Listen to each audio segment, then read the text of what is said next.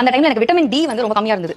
So அவர் என்ன சொன்னார்னா கல் உப்பு நல்லா வாங்கி அதை வந்து நம்ம மொட்டை மாடியில் கல் உப்பு ஃபுல்லாக காய வச்சிடணும். ஒரு 2-3 டேஸ் காய வச்சு சூரியன்லேருந்து வர விட்டமின் டி வந்து டைரக்டா அந்த உப்பு வந்து நல்லா அப்சர்வ் பண்ணும். ஸோ விட்டமின் டி கம்மியாக இருக்கிறவங்க அதை கூட ஃபாலோ பண்ணுங்க.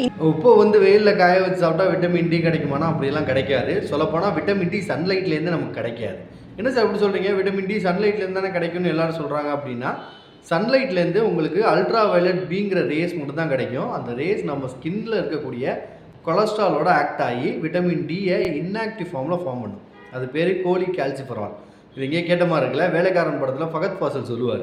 அதோட main ingredient Kohli calciferol. Repeat that. Kohli calciferol. இந்த கோலி கால்சிஃபெரால் இன்ஆக்டிவ் ஃபார்மில் தான் இருக்கும். இதை ஆக்டிவேட் பண்ணுறது எங்கன்னா ஃபஸ்ட்டு லிவரில் போய் கால்சிடேயாலாக மாறும். தென் இந்த கால்சிடேயால் கிட்னிக்கு போய் கால்சிட்ரியாலாக மாறும். இந்த கால்சிட்ரியால் தான் நமக்கு ஆக்டிவேட்டட் ஃபார்மு. இது தான் கால்சியம் அப்சர்வ் பண்ணும், போன் ஹெல்த்தை இம்ப்ரூவ் பண்ணும், இது எல்லாமே பண்ணும், ஃபங்க்ஷன்ஸ் எல்லாமே. ஸோ மேடம் ஒன்றும் டாக்டர் கிடையாது. ஸோ அதனால் அவங்க தப்பாக கூட சொல்லலாம். பட் இது வந்து வியூஸ் பார்த்தீங்கன்னா ஒரு 1 மில்லியன் 2 மில்லியன் வியூஸ் போயிருந்துச்சு அந்த வீடியோஸ். ஸோ தப்பான இன்ஃபர்மேஷன் நிறைய பேருக்கு போய் சேரக்கூடாதுன்னு கிளாரிஃபிகேஷனுக்காக தான் இந்த வீடியோ. ஸோ உங்களுக்கு விட்டமின் டி கிடைக்கணும்னா மார்னிங் 6 to 8 வெயிலில் நின்றுங்க. ஈவினிங் ஒரு 3 to 5 இந்த டைமுக்குள்ள பிட்வீனில் வெயிலில் நின்றுங்க. அதிலே உங்களுக்கு விட்டமின் டி போதுமான அளவு கிடைக்கும். ஸோ அந்த மாதிரி யூஸ்ஃபுல் இன்ஃபர்மேஷன் தெரிஞ்சுக்க கீழே இருக்க சப்ஸ்கிரைப் ப்ரெஸ் பண்ணி வச்சுக்கோங்க.